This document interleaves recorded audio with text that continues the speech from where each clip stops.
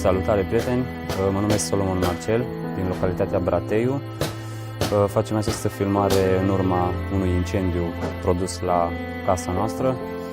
Această casă a fost cumpărată acum 7 ani. Ea a fost la roșu, a avut instalație de încălzire.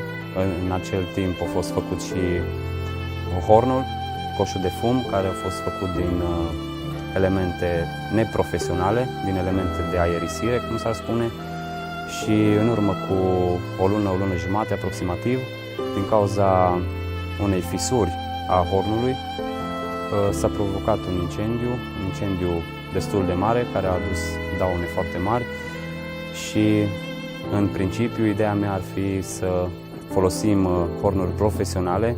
Mai bine investești odată și bine într-un horn profesional, pentru că investițiile din urmă a unui incendiu cauzat din cauza unui horn neprofesional te duc mult mai mult peste decât un horn profesional. În principiu, un horn profesional te poate duce între 3.000 și 7.000 de lei, estimativ.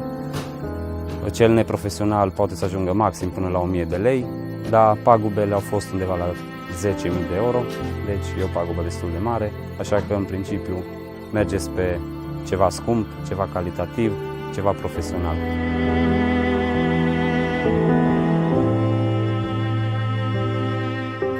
În caz că ești în procesul în care cumperi o casă sau ești în construcțiile unei case, sfatul meu ar fi: verifică dacă are un coș de fum făcut, verifică-l dacă e profesional sau nu e profesional.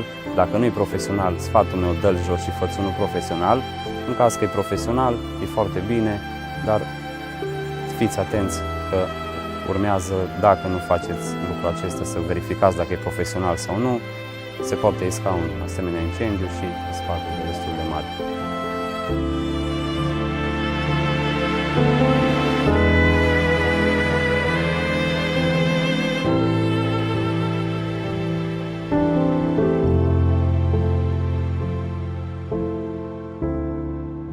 Acum suntem în procesul de refacere al hornului, al coșului de fum, cu materiale profesionale, făcut de către o firmă autorizată, profesional, care are produse de calitate, ceea ce ar trebui să facă oricine.